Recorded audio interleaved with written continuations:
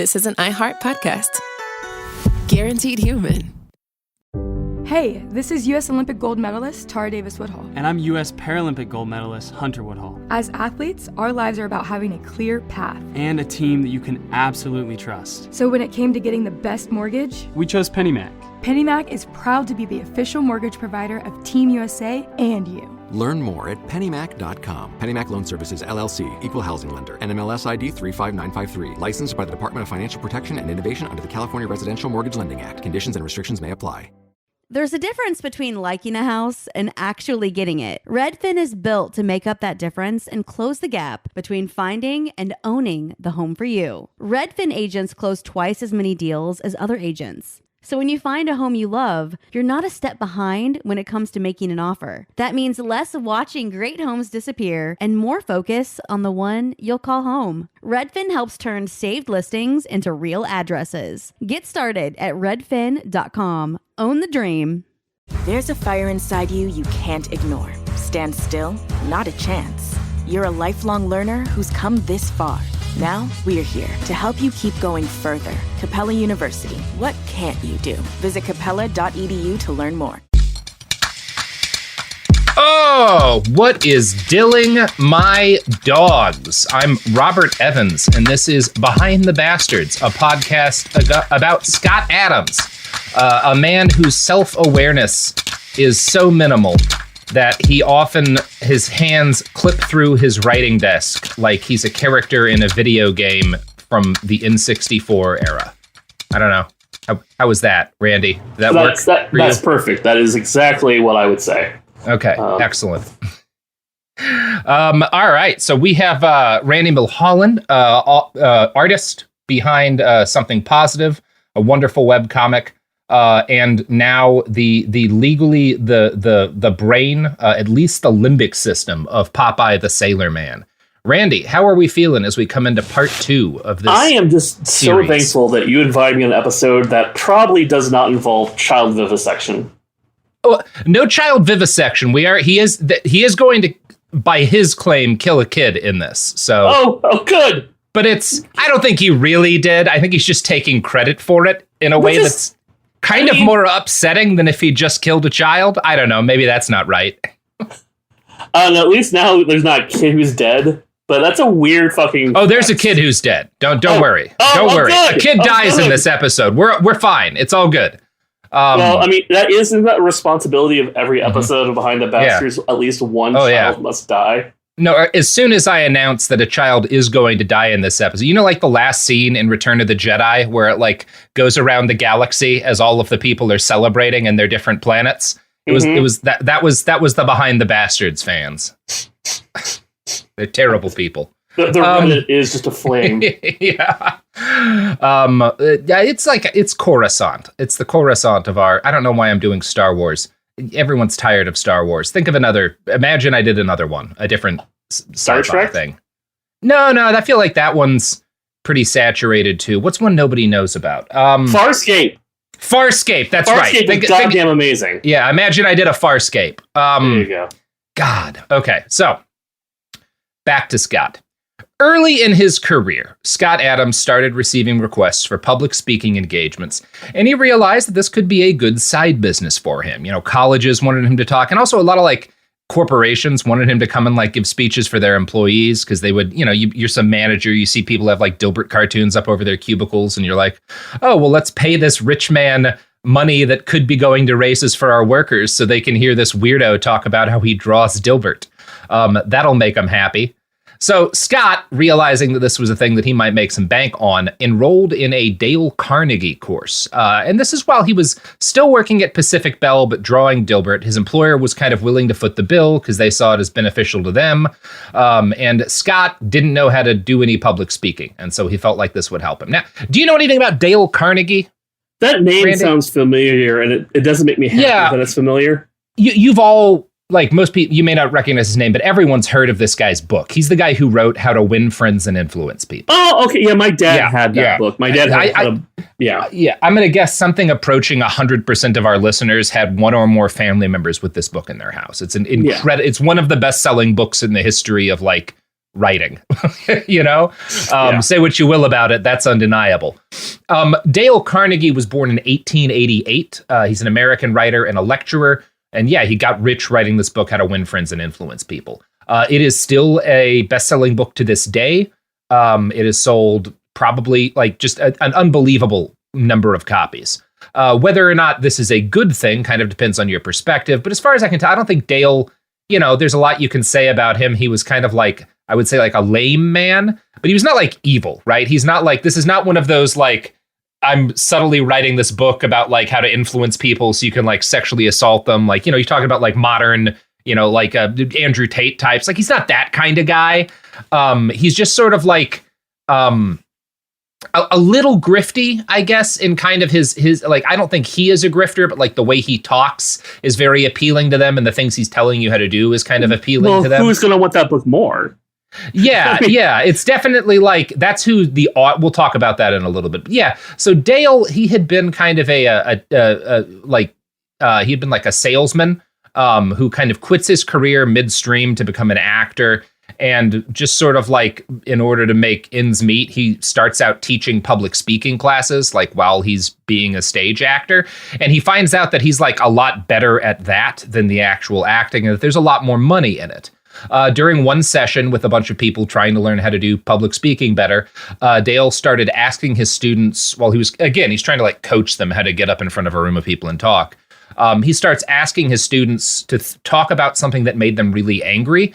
And he noted that like people who were really reticent, who had trouble getting up in front of people and talking, when they started talking about something that pissed them off, they were able to get over their fear of public speaking more easily, right? Which makes a lot of sense. Yeah, that's not it's kind of worth noting. It's worth being the guy who writes that down. I'm not taking anything away from it, but that's not like for us today. And that's most of like Dale's actual good advice is stuff that today we're just like, well, yeah, if you're pissed off, it's easier to like not think about the fact that you're nervous in front of a group of people or whatever. Yeah.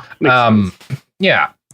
So Dale kind of used this and some other revelations he had teaching these classes as the basis for a book that promised to improve self-confidence for the average reader and teach them how to change the behavior of others by altering their own behavior towards those people. There's nothing inherently wrong with this, other than that some of Dale's advice works pretty well. And kind of more to the point, I think the actual problematic thing is that like, number one, it teaches this kind of overly ritualized, rule-based approach to how to like influence and talk and convince people of things, which can kind of, you know how D&D and stuff works, right? Where you've got like... Yeah, I play D&D still. So. Yeah. Where you've got like, okay, here's a character and this character gained a level, and so I pick a feat and this feat works with these other feats and it lets them do these other things. It's very, there's kind of a hierarchy in terms of how a lot of the skills work, right? Yeah. Where you get one skill and that allows you to get these other skills, and then you can do these kind of like more complicated acts. That's not really how like charisma works, but books like Dale's, I think, can convince people that that's how it works, that if they just read these books and stack these tactics, then they'll gain these like eventually they'll get to do sort of the speaking equivalent of like a whirlwind attack as a barbarian, right? We're here. Finally, I have mobility. Yeah, exactly. Yeah, exactly. And that's really not how this stuff works. But I kind of, the fact that people start to believe that's how it works, again, Dale's not like a pickup artist, but this is where we get pickup artistry, right? Like it all kind of descends from the way that Dale talks about how to win friends and influence people. And kind of giving Americans advice on how to be more confident and convincing is kind of like handing a loaded and chambered pistol to a drunken chimpanzee. It's just not a great idea. No, not. Yeah, we are, of all of the peoples of Earth, Americans are the ones who needed less self-confidence. A couple more hang-ups would be nice. Yeah, some humility courses. Maybe make us, I don't know. We don't do so great when we're scared either. I don't know how to fix America. Let's move on. Get extra murdered. Yeah, we should probably just move on. I want to read a quote from his book, or about his book, from an article I found in The Cut, which interviews science writer Maria Konnikova. And Maria is the author of a book on cons and con men called The Confidence Game. And here's Maria talking about Dale. Dale Carnegie's How to Win Friends and Influence People is kind of the unofficial con artist's Bible, because a lot of those tactics he talks about in terms of building relationships and being successful in business are ideal for getting people to trust you.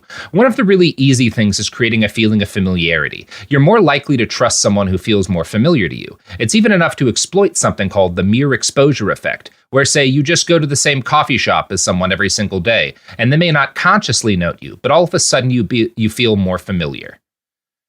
And a lot of Dale's advice is kind of stuff, again, it's not like necessarily all that problematic. And in fact, it's kind of like The Art of War, in that if you like read it today, because some of the things he wrote about have been so like spread so widely, you'll be really bored. It's like very basic stuff to a lot of people today.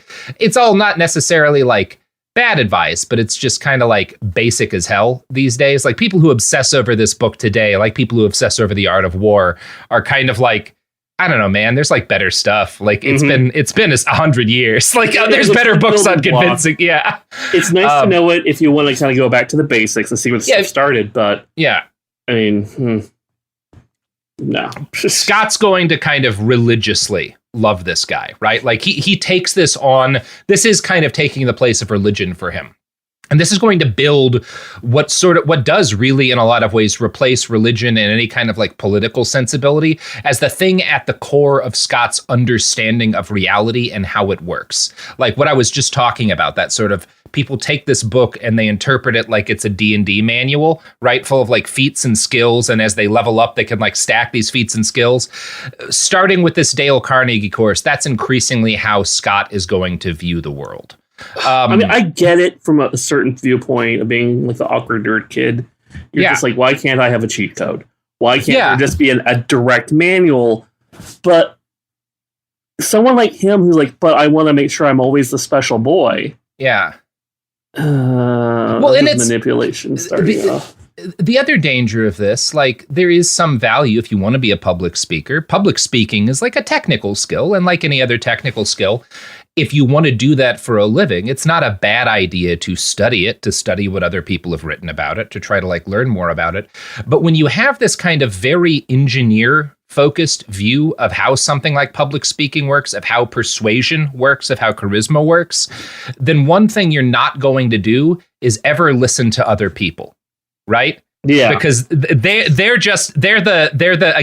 the CR 5 monster or whatever that you're trying to figure out how to like drop before it can do any damage to you or something. Like they're not something real. He to sees be. Everyone as a kobold. Yeah, they're like half CR at best. Yeah, exactly. That's how you're gonna look at the world, and that's not a great way to look at the world if you want to like have humility or be capable of like change and personal evolution. Anyway, I do think it's interesting that these Dale Carnegie teachings, how they may have influenced what I always considered to be one of Scott's more reasonable philosophical claims. And this is going to take us back into the weeds a little bit. So Lawrence Peter was a Canadian professor who eventually came to teach at the University of Southern California.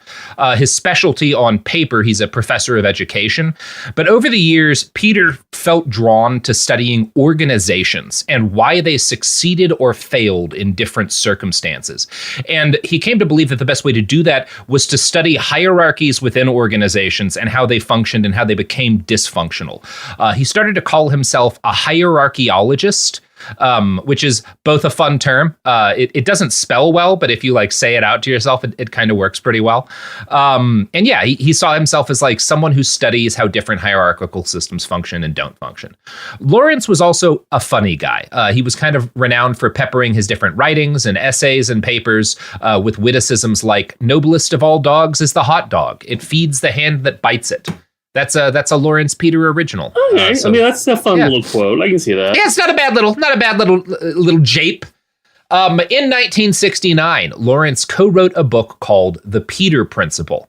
The nut of the argument he made in the book was this, quote, "In a hierarchy, every employee tends to rise to his level of incompetence.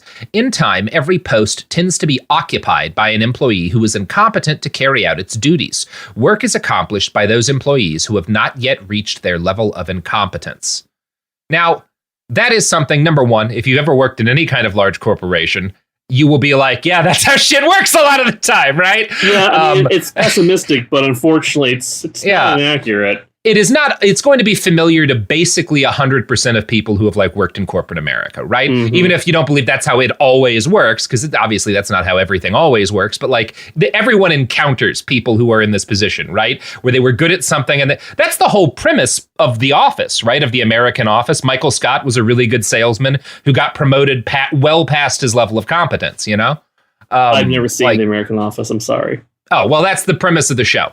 Okay. It's all based on the Peter principle, right? You're doing great, Robert. Thank you. Hey, let people watch that. I think it should be noted that this is one of the few times he, like, a pop culture reference of a man's podcast, and the guests didn't get it, but Robert did. Randy, you are very, very, very correct. Yeah. You know what? I'm sick of all of you. I'm going to go listen to my Ariana Grande records. Wow, you did it! Oh my gosh, that's growth. Oh wait, I was trying to pronounce it wrong. Did I accidentally get it right? You got it right. Son of a bitch. What a shameful moment for me. I'm going to go read the name of some British towns to get my mojo back. There you go. My God. All I'm saying is I've infiltrated your mind. Yeah. No, today, you know what? The only way for me to get back on top, I'm gonna read Welsh street signs. See how that goes for me. Jesus Christ. Small backwoods Massachusetts town names.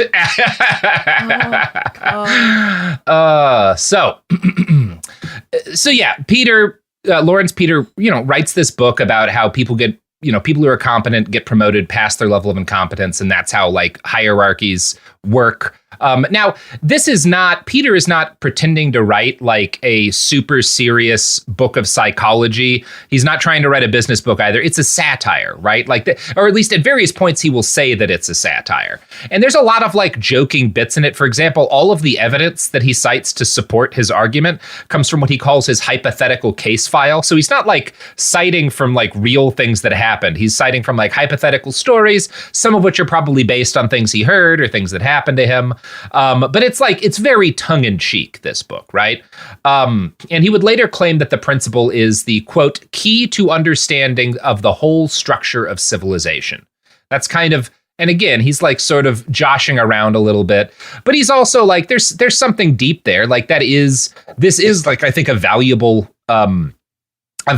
warning and a valuable observation about how hierarchy very often tends to work, right? Because this happens throughout government, throughout the business world, in militaries. Like this is just a thing, and it's education, nonprofits. Yeah, and you can go back 10,000 years, looking at the best documentation we have of different rulers of different and you'll find evidence of the Peter principle. It's all throughout human history. Yeah.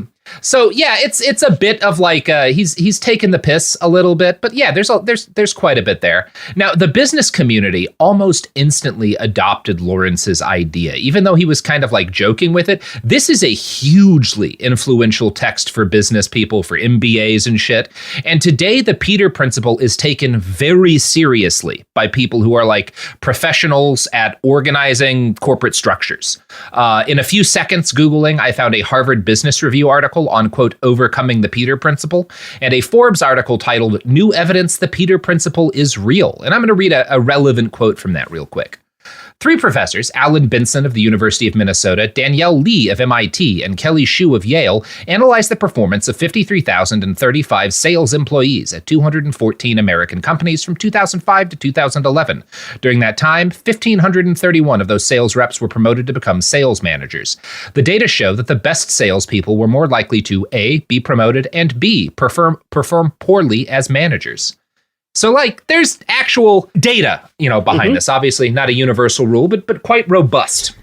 So, Scott Adams presumably learns about the Peter principle while he's getting his MBA, right? Like, he's kind of doing his MBA right at the time when the Peter principle is kind of going viral in corporate America. There's almost no way he wouldn't have read about this and probably was at like conferences and stuff where people talk about it. And in 1996, just as Dilbert was blowing up, he decided to put his own spin on the Peter principle in his first text-based book. So this is not like a book of cartoons. This is like a nonfiction book, The Dilbert Principle. I was wondering if that was the book. Yeah. It sure is, which I read when I was like 10. What kind of 10-year-old were you? I was a 10-year-old who, like, I would go through sometimes 3 or 4 books in a week. Like, I always wanted stuff but I didn't read things like that. I was like, well, you know, I got a lot. So my uncle, who had all the comics, was the guy also, he worked at a bookstore, and he would bring back what were called strip cop books, which is like books that hadn't sold. I know exactly what you're talking about. The ones that, like, well, we can't, those are great. So everything I read either came from those books or from his library. And yeah, he had a lot of Dilbert books. So I read a lot of Dilbert books. Yeah. It's surprising. I guess because also Dilbert came out when I was much older. Yeah. And when I think about what, like, I was reading at 10 was like D&D novels. Yeah, I read a lot of those. A lot of Dragonlance. I felt very advanced. A lot of Weiss and Hickman. Read, Scott Adams at that point. Like, like, oh, I've read Hitchhiker's Guide at age 10.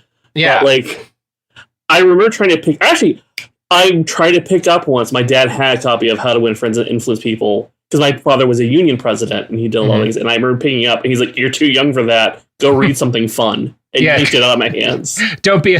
That's honestly great parenting. Like, don't read this. This will turn you into one of these weirdos. Like, go read something that'll make you laugh. Now, I'm pretty sure at the time I read this, I was like veering between the Wheel of Time series and Dilbert books. So, you know, I was a weird kid. Weird whiplash. Yeah, I was a weird kid for sure. Anyway, at least we're reading gore books. That's all I care about. Yeah.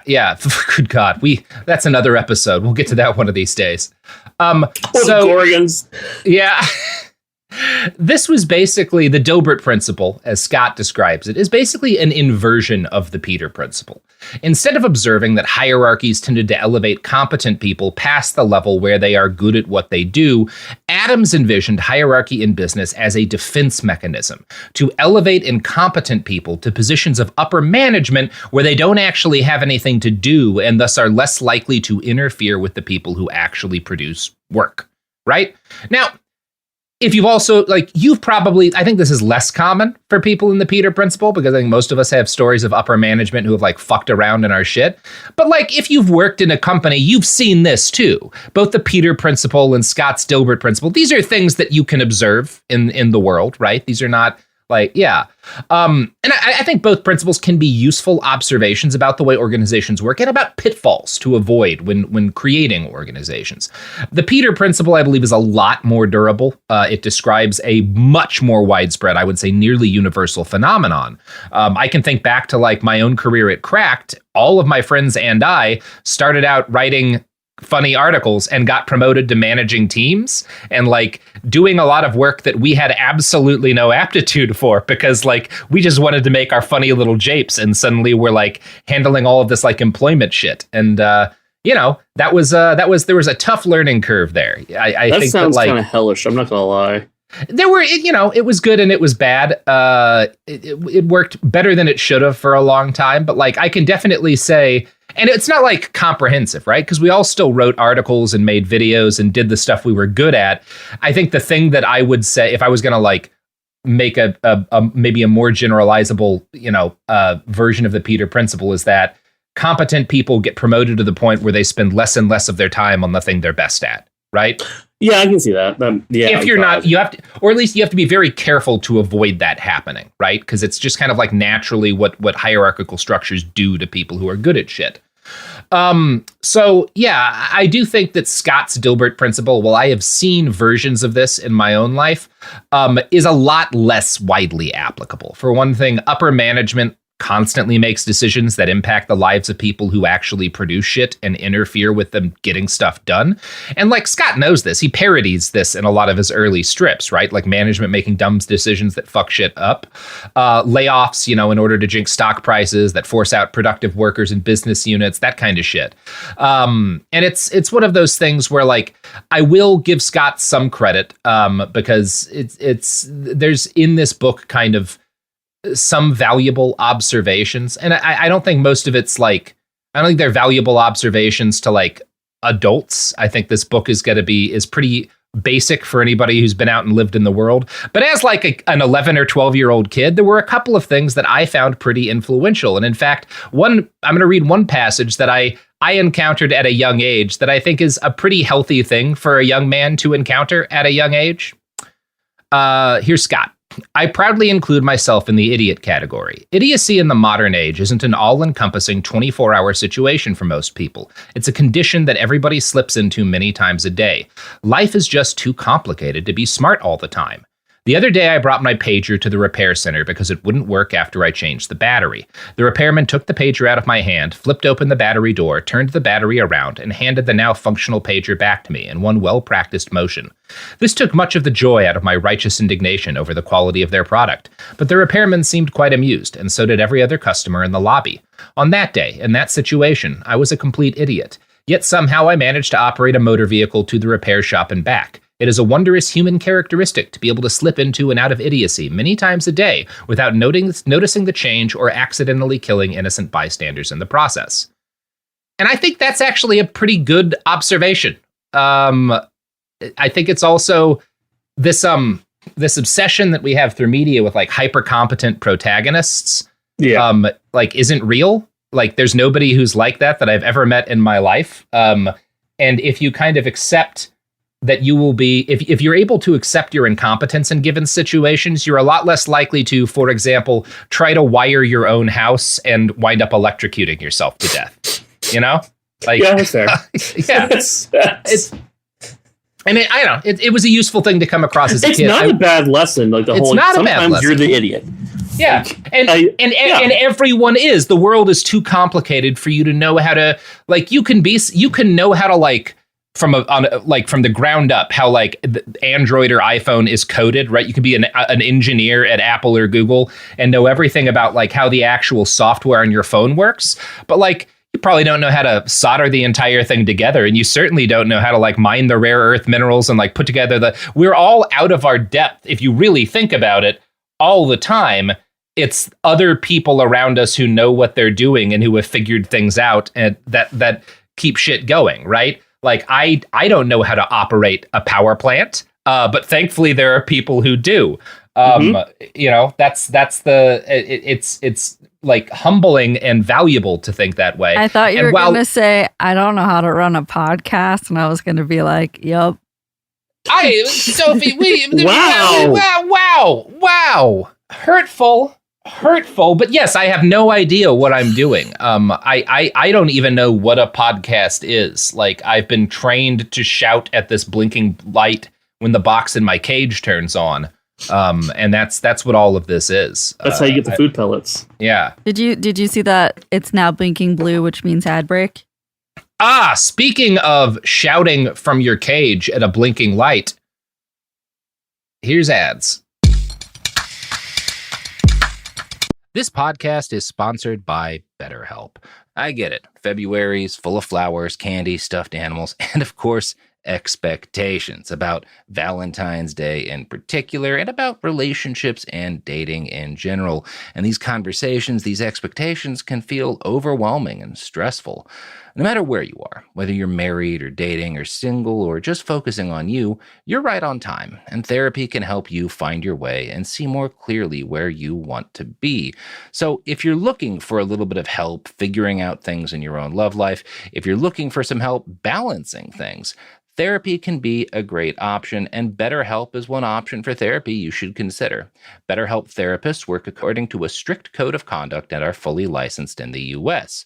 BetterHelp does the initial matching work for you so you can focus on your therapy goals. A short questionnaire helps identify your needs and preferences, and their 12-plus years of experience and industry-leading match fulfillment rate means they typically get it right the first time. If you aren't happy with your match, switch to a different therapist at any time from their tailored recommendations. BetterHelp is the world's largest online therapy platform, having served over 6 million people globally with an average rating of 4.9 out of 5 for a live session based on over 1.7 million client reviews. So sign up today and get 10% off at betterhelp.com/behind. That's betterhelp.com/behind. Support for the show comes from Public, the investing platform for those who take it seriously. On Public, you can build a multi-asset portfolio of stocks, bonds, options, crypto, and now generated assets, which allow you to turn any idea into an investable index with AI. It all starts with your prompt. From renewable energy companies with high free cash flow to semiconductor suppliers growing revenue over 20% year over year, you can literally type any prompt and put the AI to work. It screens thousands of stocks, builds a one-of-a-kind index, and lets you backtest it against the S&P 500. 100. Then you can invest in a few clicks. Generated assets are like ETFs with infinite possibilities, completely customizable and based on your thesis, not someone else's. Go to public.com/podcast and earn an uncapped 1% bonus when you transfer your portfolio. That's public.com/podcast. Paid for by Public Investing. Brokerage services by Open to the Public Investing Inc. Member FINRA and SIPC. Advisory services by Public Advisors LLC, SEC registered advisor. Generated assets is an interactive analysis tool. Output is for informational purposes only and is not an investment recommendation or advice. Complete disclosures available at public.com/disclosures.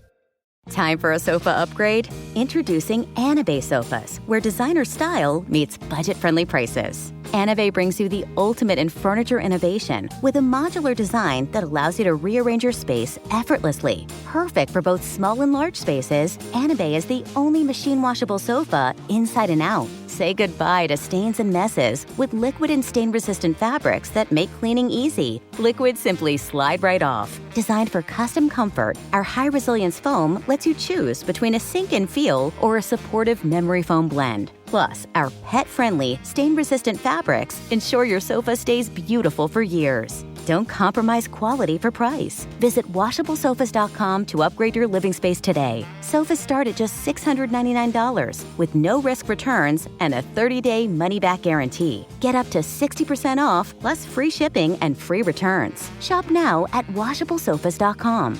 Offers are subject to change and certain restrictions may apply. We're back! So, I've just said, I think that Scott's got a good observation here, a useful thing for certainly a young person to encounter. The caveat to this is, I don't believe Scott believes a word that he's written there. Or at least if he did at one point believe it, he no longer does. But I don't think he ever really did. For one thing, this book, The Dilbert Principle, sells 1 million copies, which causes his ego to metastasize like a cancer and devour his mind. I kind of think the more I've learned about him and the more I've learned about the stuff that he read and that's influenced him, I think his like, we're all idiots, especially me, you know, I'm dumb a lot of the time, kind of stuff, this kind of self-deprecating thing he does, I think it's a calculated shtick rather than evidence of humility. And I think part of why I believe this is this line I came across in that interview with Maria Konnikova. And here she is again, describing a strategy from Dale Carnegie's book that is really popular with con artists. There's also the Mark Antony gambit, which comes from Shakespeare, where Mark Antony begins a speech by saying, "I come to bury Caesar, not to praise him."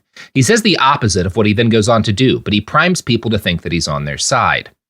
And I kind of think there's a version of, like, Scott's doing a version of that with this, right? Like, he's saying, like, we're all idiots, you know, especially me, I'm dumb most of the time.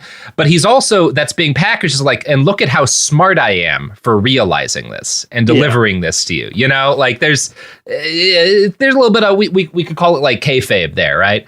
Yeah. So Scott's books get increasingly popular from here on out. The next year, he publishes The Dilbert Future, which, of course, I also read as a small child. The subtitle of the book was Thriving on Stupidity in the 21st Century. It's a pretty forgettable book. You would call it like a pop futurist text about how technological development will impact people in the future.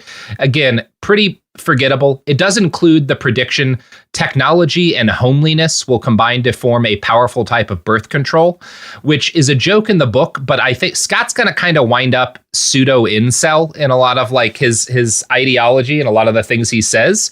I think you could see this as like a precursor to that. He is currently, like this week as we talk, chatting with Andrew Tate about how nobody likes sex really. Like, it's not that good.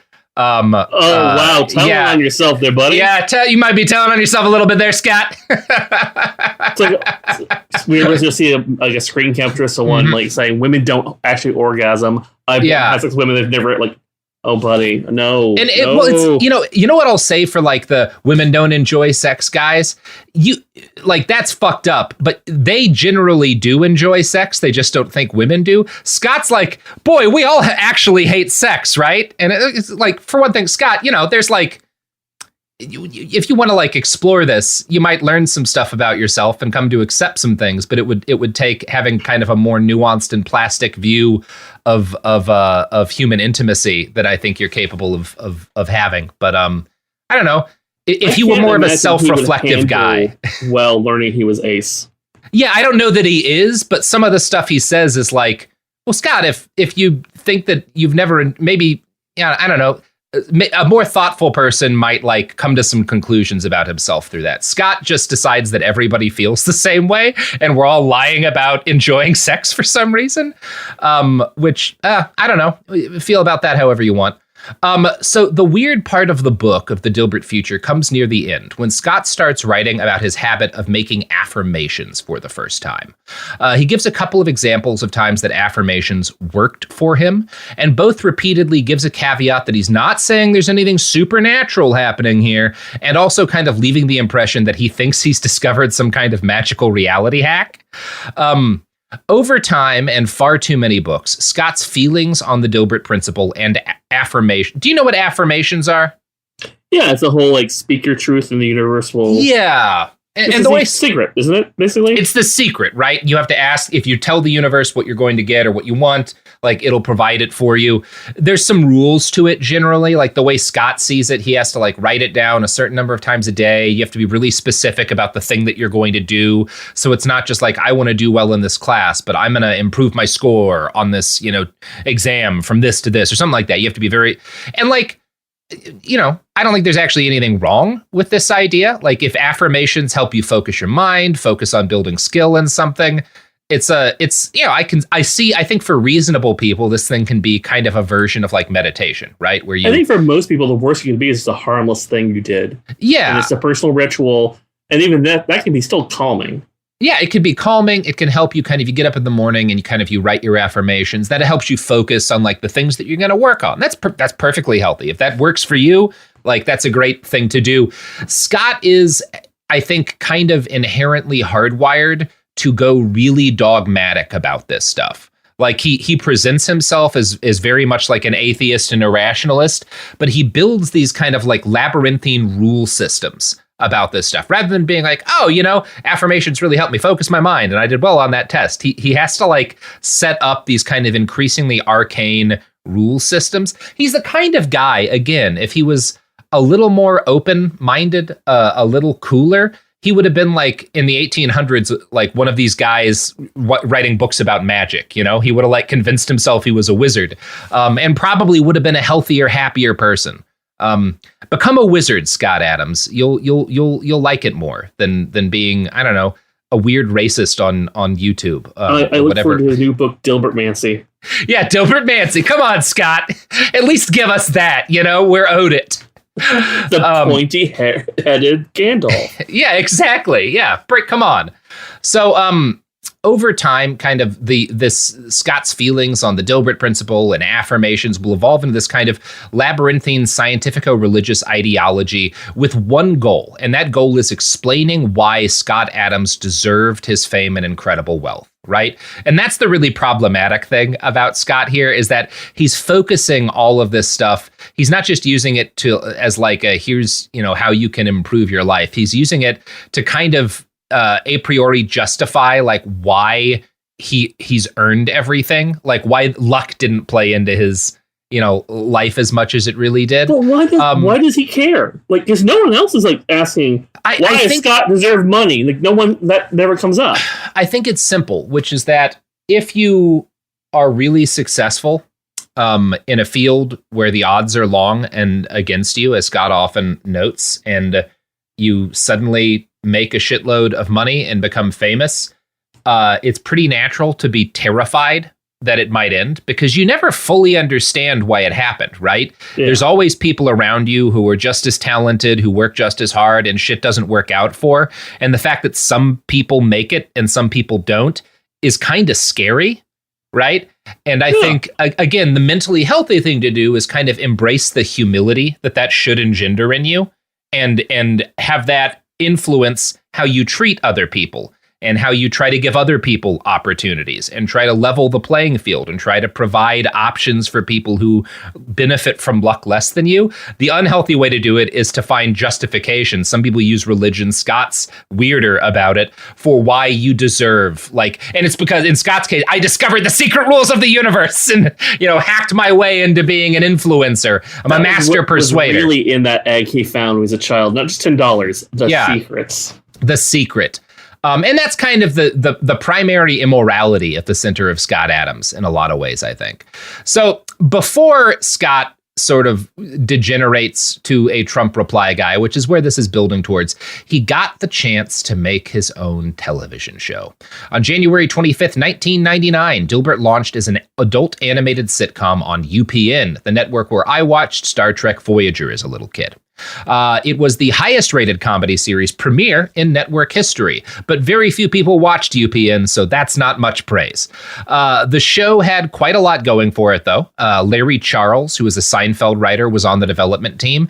Danny Elfman, as we've talked about, was like the theme music, and it's got some great voices in it. Daniel Stern, who's Marv from Home Alone, did a lot of the voices. Kathy Griffin does a voice. Jason Alexander is up in there, from, again, a lot of like Seinfeld. I remember the actor who did the boss, because he's a really good comedian. I think it's Larry something.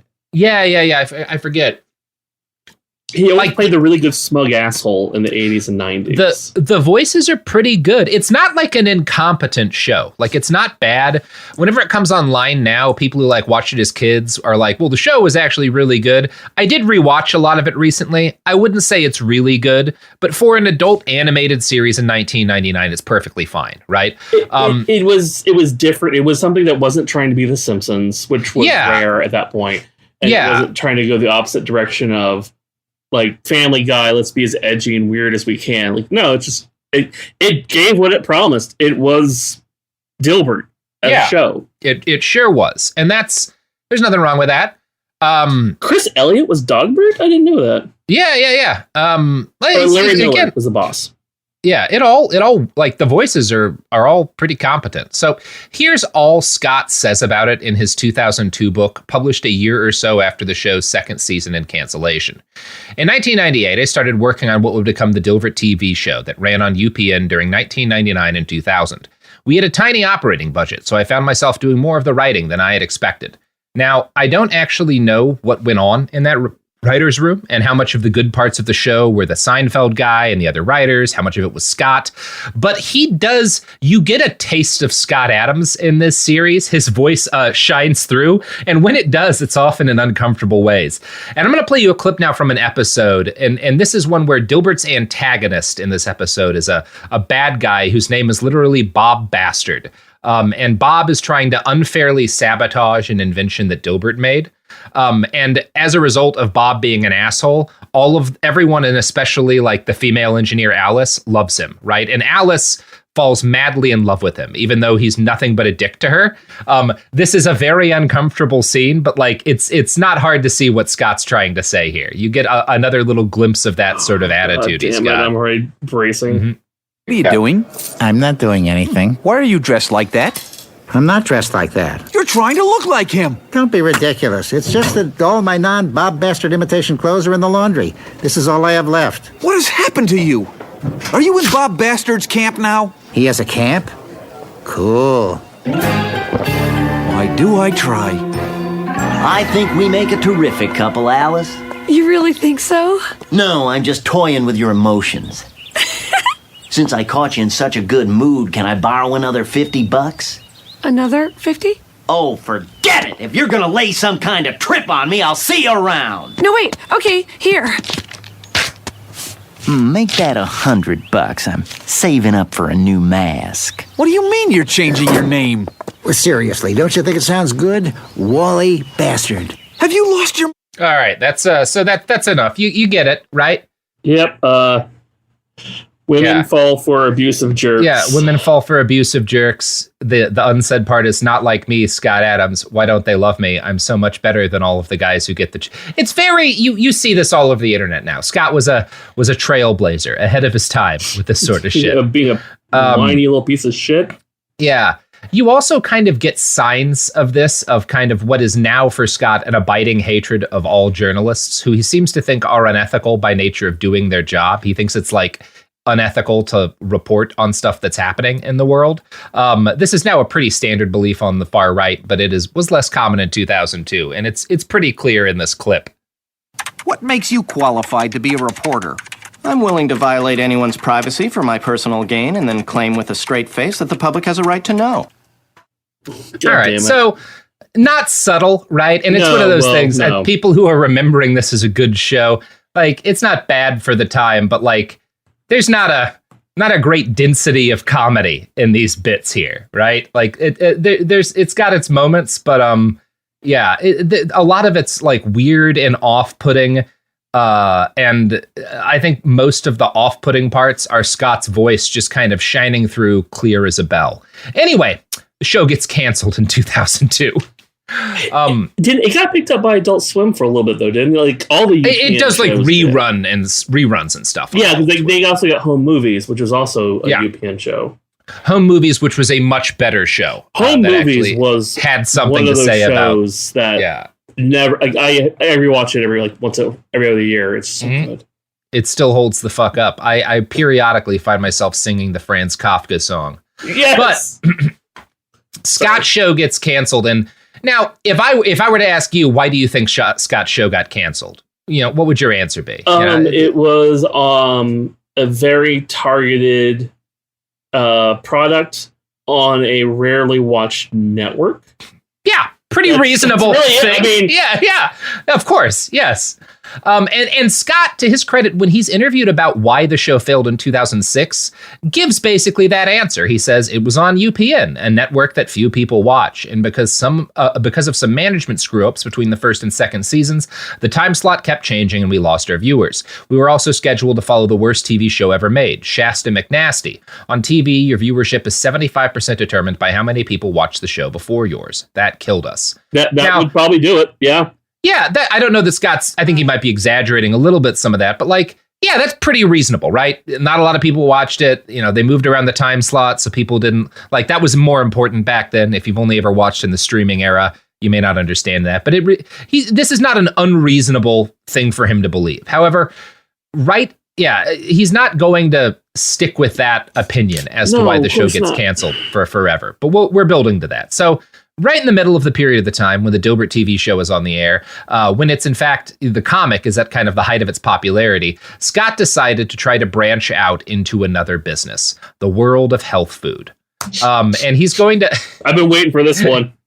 Yeah, he creates a product called the Dilburrito, which he says is so Scott is a vegetarian, and he's angry that there's not any kind of good, fast, microwavable food for vegetarians to eat that can fulfill all of their nutritional requirements. He wants something, again, he has this kind of very mechanical at it, which is fine. A lot of people feel this way about food. I know people who they don't particularly enjoy it. They're this is why Soylent's a popular thing with some people.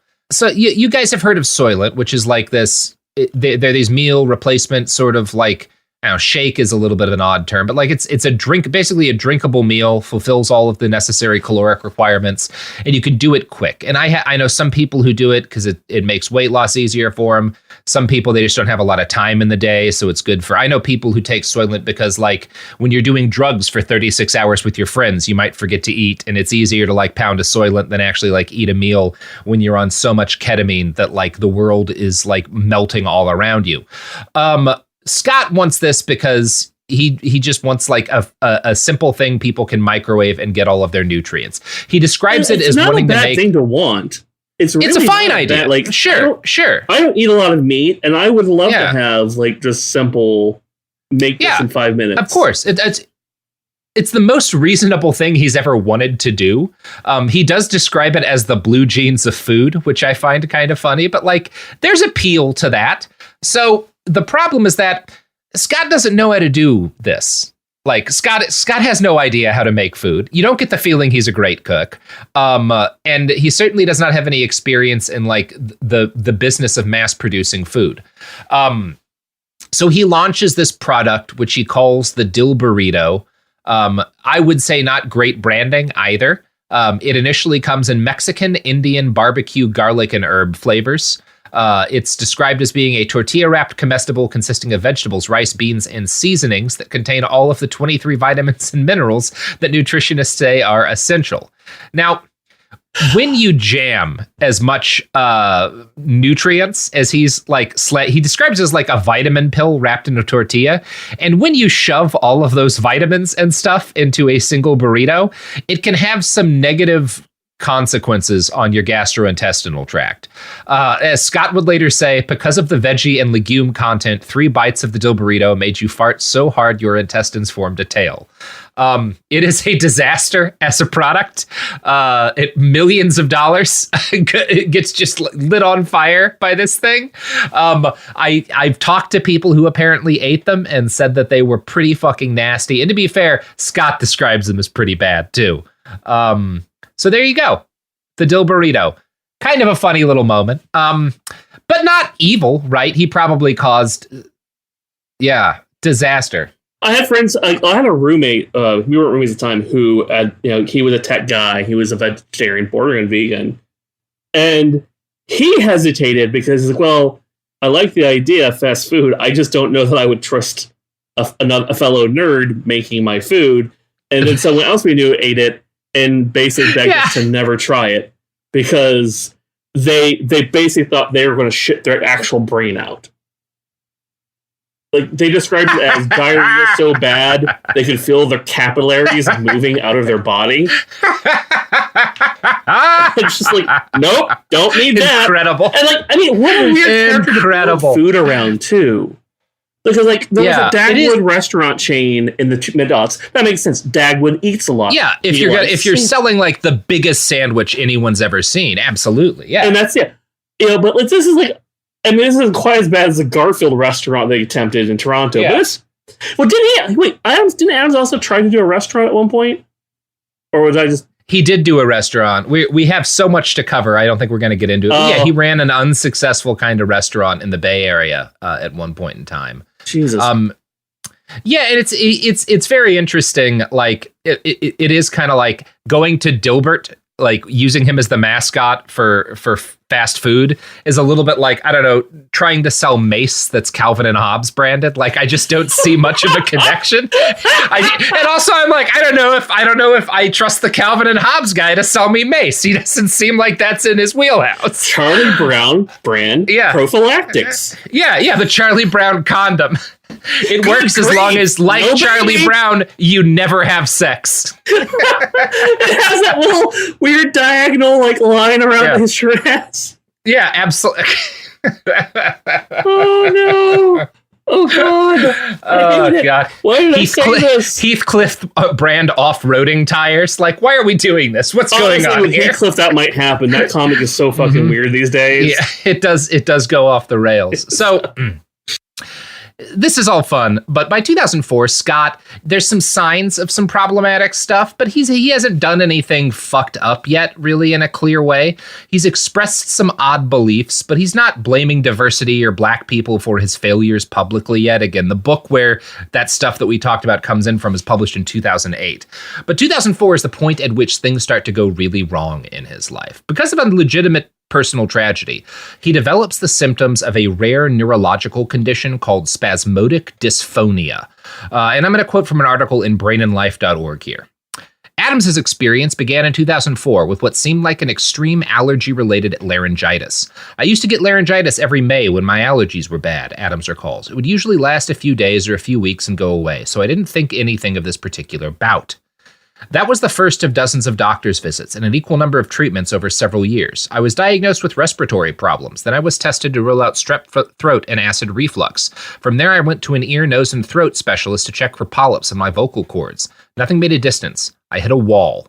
He tried a bunch of herbal remedies, and it's one of those things where, like, this starts out as laryngitis, but it doesn't go away, and it gets worse and worse, and he starts having very basic trouble talking. Right?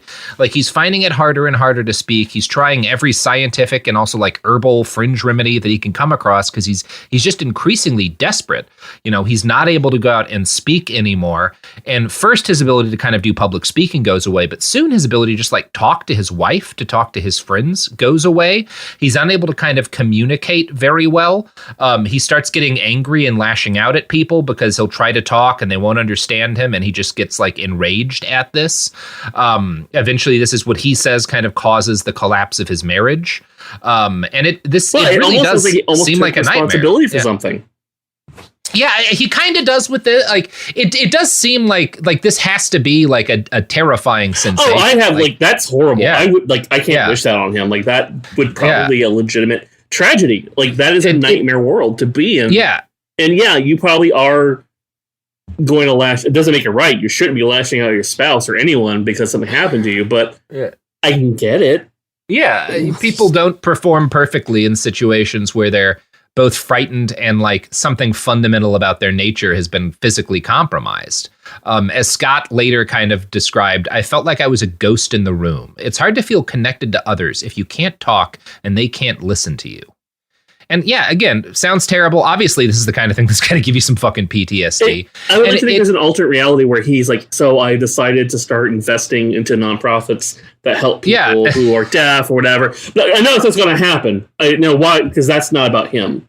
Yeah, he doesn't dedicate his life to helping others as a result of this. It ends with him unable to talk entirely for a couple of years. And he pushes everyone away. He basically lives alone in his home, not communicating with anybody for an extended period of time. He considers suicide, but eventually he finds via Googling his symptoms enough that there is a rare condition that meets his experiences. He finds a doctor who specializes in it. He gets diagnosed finally, and the doctor offers him a risky pioneering surgery. And basically the way the surgery works is they cut the nerve that goes to the main muscle that's spasming, and then they graft a new nerve in its place to prevent the muscle from atrophying and to stop the old nerve, which was like defective, from growing back. That's kind of amazing. Yeah, it's a really interesting thing that they did. The treatment is about 85% effective. That the doctor who does it says that about 85% of the time it provides, an improvement or complete cessation of symptoms, which is that's not bad odds, but also like a 15% chance that you never talk again is like, that's scary. That's not low enough to not be terrifying, right? That is a lot more than I would want to gamble on most things, much less my voice. Yeah, it's scary, but again, by this point he can't talk already, so he doesn't have any other options. So he has the surgery in 2008, the same year that he publishes the book where he blames all of his life problems on black people. Of course. And after 3 years of enforced isolation and near endless silence, he starts being able to talk again. And the way Scott describes it, the surgery works perfectly, and he's been fine ever since. Now, there is a theory, and you might call it a conspiracy. I don't know, conspiracy is the wrong term because there's no conspiracy here, but there's a theory that you get among people who follow Scott and have followed him really going insane on Twitter and stuff, that something goes wrong in this surgery and it damages his brain, and that causes some of the behavioral changes that we see in him after this point. I don't have any evidence of this. I've never heard the doctor obviously say anything about this. I don't know. It is true that after he has this surgery, 2008, this is the year where he becomes very rapidly, he becomes increasingly racist and aggressive online. But also, number one, I think I can see signs of the stuff that he would do later. And number two, I'm not saying there's no chance that something like that happened. That's a possibility, but rather than something fucking shady happening during the surgery, I find it kind of likelier that 3 years of not being able to speak, of losing every close relationship in his life, of being completely isolated, is what causes the behavioral changes for the worst. Yeah, that sounds a lot more like it. And honestly, if nothing else, just you came out of this situation where you are facing a permanent life-altering situation. Yeah, you may be fuck it, I'm just going to throw a caution to the wind. I'm a little hesitant to be this brain. I feel weird about that because how can we know? That's I don't say that about anybody who has surgery. Really. Yeah, I think that it's more. I mean, think about America. Think about the COVID lockdown. Think about for how many people that period of isolation was the straw that broke the camel's back, that sent them spiraling into Ashley Babbitt. It doesn't. We're all, a lot of us, most of us maybe, are kind of fragile at any given moment. And this is an intense thing to deal with. I don't think I need much more than he lost the ability to talk for several years and it blew up his marriage and he lost everyone who was close to him for a while and lived alone as a hermit, not knowing what was wrong with him. Man, I can see that fucking you up. Yeah, I mean, even if the everyone I care about left, or I push them away, no, that's what I'm oh my God, like I just can't even fathom like how that would mess with anyone. I can see you not becoming the best version of yourself after that, right? You're either going to go on a mea culpa tour and try to fix, or you're just going to say, well, shit. Yeah. Why not? Yeah. So, and in 2008, Scott publishes the book 20 Years of Dilbert, which is what I've been quoting from several times. It's where he repeatedly blames diversity programs for the great failures of his life. And it's interesting because after this point, he also, like in this book, like he blames, losing his job, not getting promoted on diversity programs. And he blames now, in 2008, he blames Black people for the failure of his television show, saying, quote, "The show started out well, but in the second season, the network made a strategic decision to focus on shows with African-American actors. Dilbert lost its time slot and cancellation followed." And that's very different from the reasonable answer that he gives in 2006. It's also definitely not true. For the next 15 years or so, Scott is going to bring these incidents up with increasing regularity. In 2017, he tweeted, "I lost my TV show for being white when UPN decided it would focus on an African-American audience. That was the third job I lost for being white. The other two are in corporate America. They told me directly."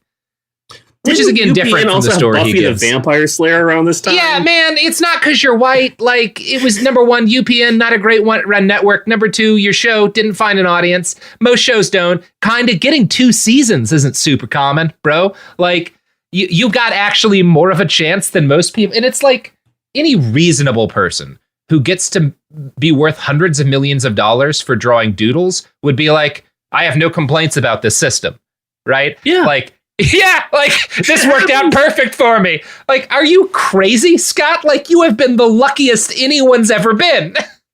I've never been rich. I have supported myself. I've been able to support my spouse when they were going through grad school, off doing comics. I'm proud of that. I feel I'm very fortunate because I have not gone into an office to work since 2004. I feel I'm so lucky. This motherfucker's worth millions. Yeah, he's like Black people took my TV show. No, they fucking didn't. They just didn't like it. And no one else liked it either. We all disliked it. We all took it from you.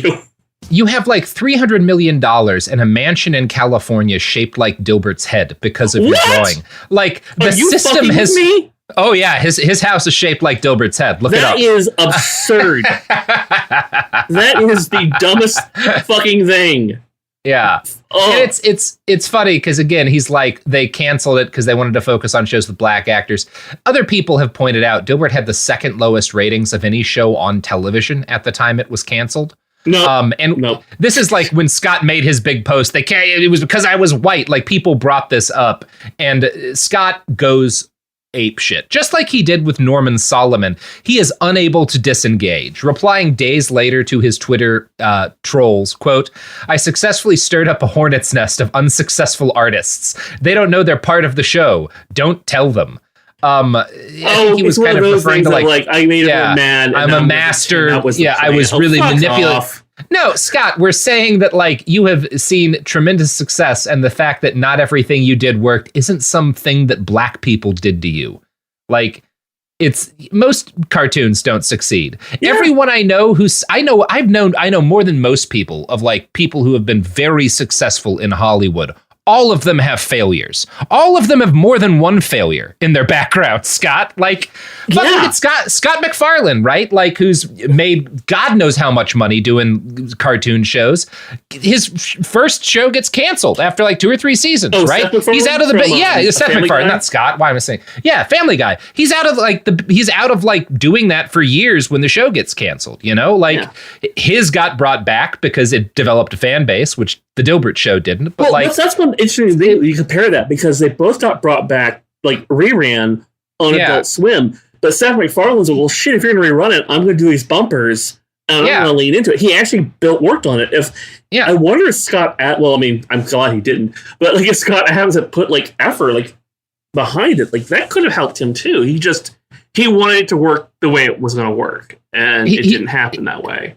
And so now. Well, also, my suspicion, I'm not an expert on Seth MacFarlane lore, but my suspicion is that, like, for Seth, doing TV shows has been his whole motivating factor in life. And for he Scott, started off as an animator. That's where he began. Yeah, he worked. he worked for Cartoon Network. He did shorts in the 90s. I think he worked on a season of Johnny Bravo, even. Yeah, that makes sense. And I suspect the reason he put in all that extra work on those bumpers and stuff is that, like, this is what he loved and wanted to do. Whereas for Scott, the Dilbert TV show was like a side gig in between drawing cartoons and trying to make burritos, you know? Like burrito ass cannons, good sir. It's such a weird thing to be like, my like third job didn't pan out, so black people are engaged in a conspiracy against me.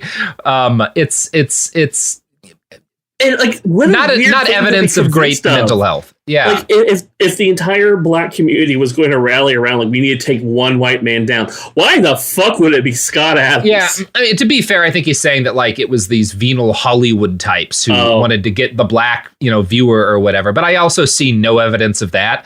Like, Hollywood, especially in the early 2000s, wouldn't have killed a successful show by a white guy to please the black community. It wasn't a successful show, Scott. The only time I can think of like a CEO of a channel killing successful shows was in the early 70s when CBS did like the Rural Purge, where any show that took place or appealed to people in rural areas, like Beverly Hillbillies and Hee Haw, got canceled despite having amazing ratings because they didn't want to appeal to they would appeal to more urban viewers. But again, it was white people hurting white people. Yeah.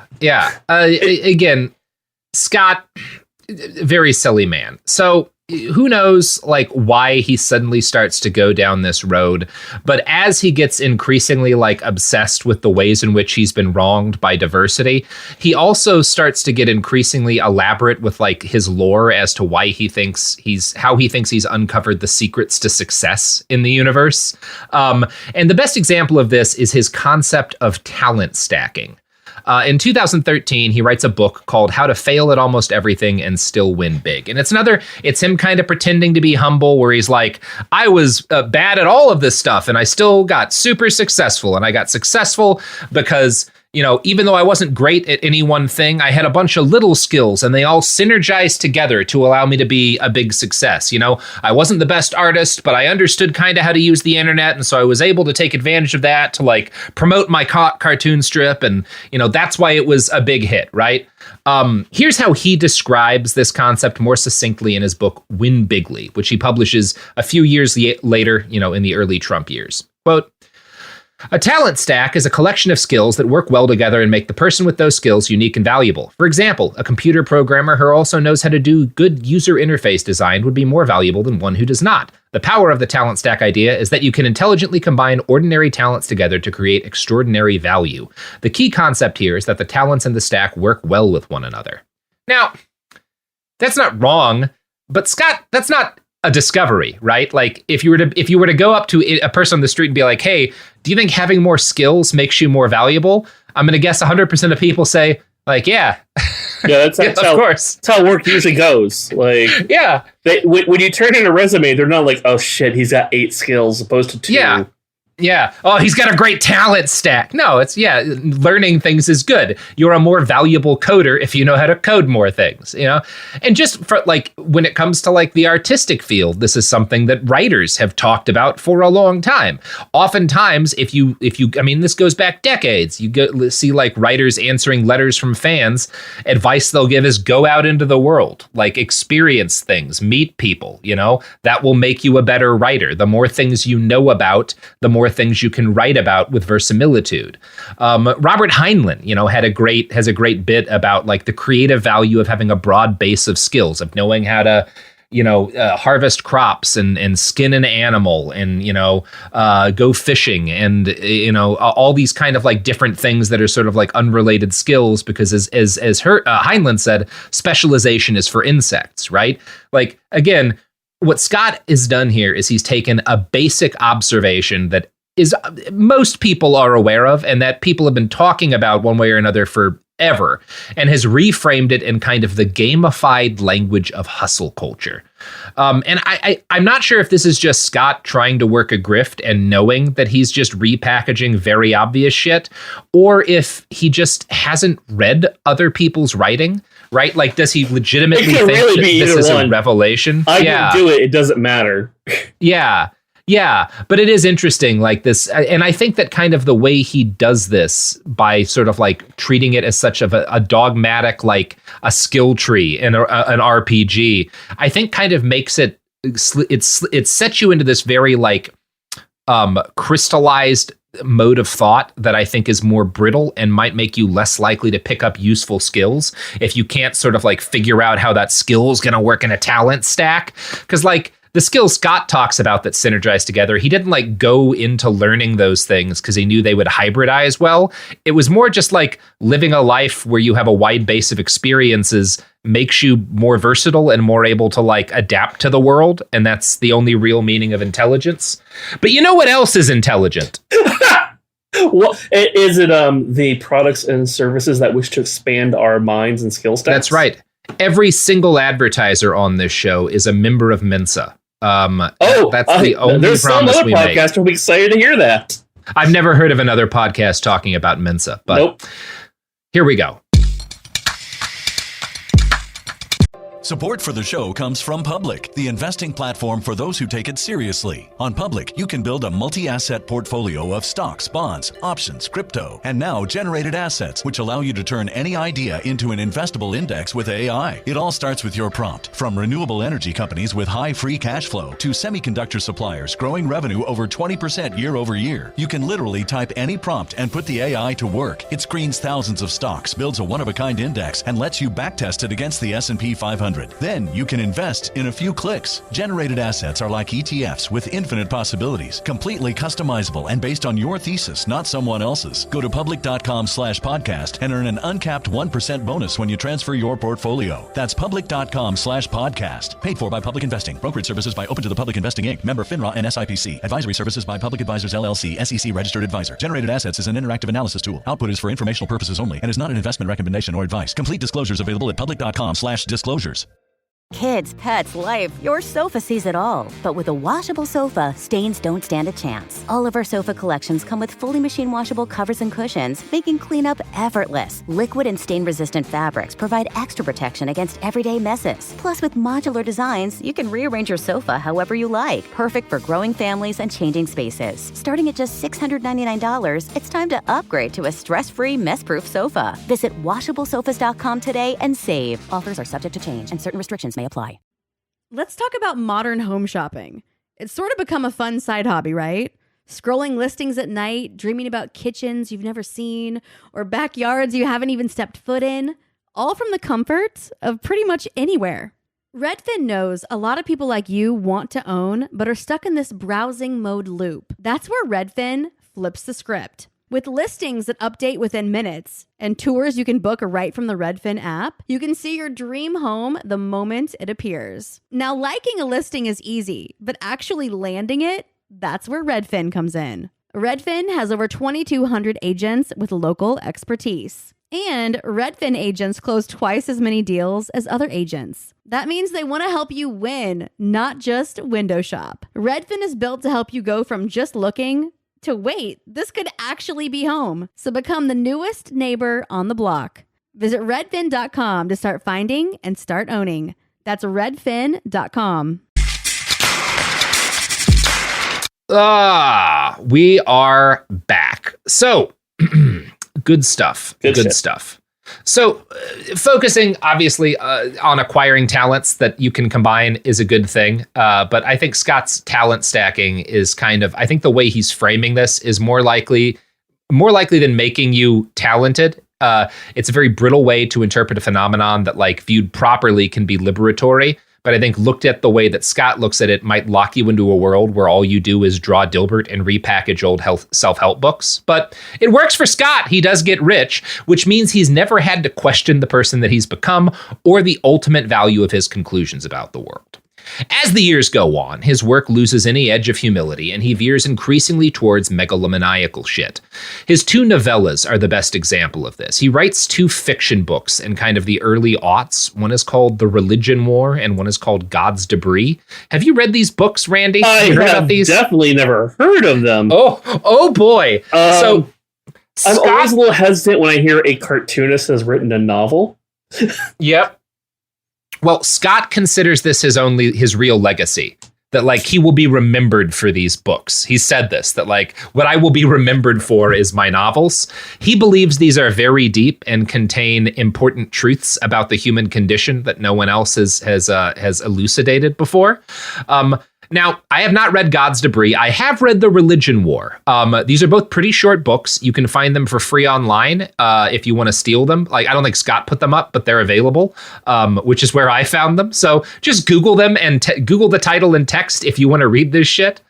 I have read The Religious War. Or The Religion War. I would charitably describe it as an atheistic rant that manages to be racist on an almost unique level. The basic plot, I will give Scott credit for this, is summarized efficiently in the first paragraph of the prologue. And here's Scott's book. Here's how it opens. In the year 2007, a brilliant and charismatic leader named Al-Z began his rise to power in the Palestinian territories. He was the architect of the 20-year plan for eliminating Israel, the success of which started a domino effect in the Middle East as one Arab dictatorship after another fell and their territories rolled into the Great Caliphate. Al-Z's subjects, heady from an unbroken string of victories, demanded the spread of Islam to the rest of the world. Al-Z understood that this was neither practical nor desirable, but to satisfy the appetite of his people, he began an unending war of minor terror against the Christian-dominated world. The attacks were calculated to be large enough to look like progress, yet small enough to avoid provoking all-out war. Publicly, he blamed renegade groups for the attacks. The Christian-dominated countries knew Al-Z was behind the bombings, but they depended on him for their oil and wanted to avoid a larger war that would cripple their economies and in all likelihood increase the number of bombings. Now, there's a lot that's insane about that. For one thing, Scott doesn't seem to know that there are Sunni and Shia Muslims, and that they like disagree about a lot. Yeah. Neither of those words are in the book. Sunni doesn't show up. Shia doesn't show up. He doesn't mention Iran. Like, we don't know what the Shia world's supposed to be doing here. Like, he just is like, all of the Muslims are in a caliphate now because this guy so Al-Z, his plan to destroy Israel is like he organizes the Palestinians to demand democratic rights, and like they become kind of quasi-equal partners in society, and then one day they murder all the Jews. Like, it's pretty fucked up. This sounds like honestly a Christian novel that like my youth minister was recommended. It kind of does. Now, he doesn't portray the Christians particularly sympathetically either, right? The big Christian general is also portrayed as a bad guy. It's more like a early internet atheist novel, but like, you know how a lot of those guys, those like internet atheists from the 90s after 9/11 went like super hard anti-Muslim. Yes. Scott's doing the same thing here, right? It's pretty fucked up. It's very racist. It's really funny. Like, Scott has convinced himself that his novel was prescient because it predicted the rise of ISIS. That's bullshit. That is not what Scott did. All he did was use the word caliphate, which ISIS also used, but also a bunch of governments have called themselves caliphates. It's a very old term. It's a thing. It goes back like 1,000 years. It's been a thing for a while. I'm pretty sure it was in one of my D&D books, like for Al-Qadim. Yeah. Does that mean like Ed Greenwood of TSR in the early 90s predicted ISIS? It's also what like, the fuck? Scott is like, once they start winning, the victories just, number one, like the West is just kind of ignores their campaign of low-level terror, which we didn't. We like bombed the crap out of them. And number two, he has this idea that like, well, once a caliphate is declared, all of the Muslims just start clamoring to join it and take over. No, you know who actually defeated ISIS? Because I was there for quite a bit of it. It was Muslims, by the way. Like, whenever, like, I don't know, people shot at me, the folks who like threw their bodies in front of me, Muslims, the people who are like there day and night throwing like fucking with like hand grenades and fucking combat knives, clearing buildings of ISIS fighters, were also Muslims. I watched them pray in the mornings before they would go get fucking shot. Like, it very offensive to me. Fuck this guy. Yes, I am very frustrated by Scott Adams and his racist book, and that he thinks he predicted ISIS. Like, go fuck yourself, Scott. I mean, but are you surprised though, considering like everything else he's taking credit for at this point? No, not at all. It just is like particularly galling. Yeah. So the way Scott writes about the caliphate, it shows his fundamental incuriosity about the world. He never expresses any understanding of the actual religious doctrine behind the strains of fundamentalist Islam most associated with terrorism. Even if this book was anti-Muslim hate speech, it might have come from a position of understanding, stuff like Salafism, right? It'd be one thing, it would still be bad, but if this was like anti-Muslim and really got into the nitty gritty of like different really problematic beliefs among extremist Muslims, like, Salafi Islam and stuff, that would at least show that like he was curious to an extent, but he simply is not.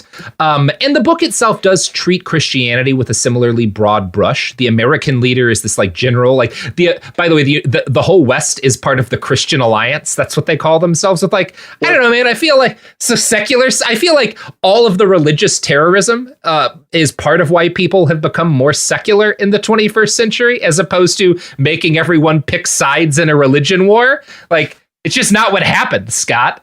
He is not fucking out. What the fuck? Yeah, it's offensive it should be offensive to anyone who reads it. Now, the conflict between these two big blocks is resolved when Scott's self-insert character, who is a guru called the Avatar, the Avatar is like a wizard, but he's a wizard of smart, right? He's so logical, he's so rational that his ability to like talk to people and make rational arguments is effectively a superpower.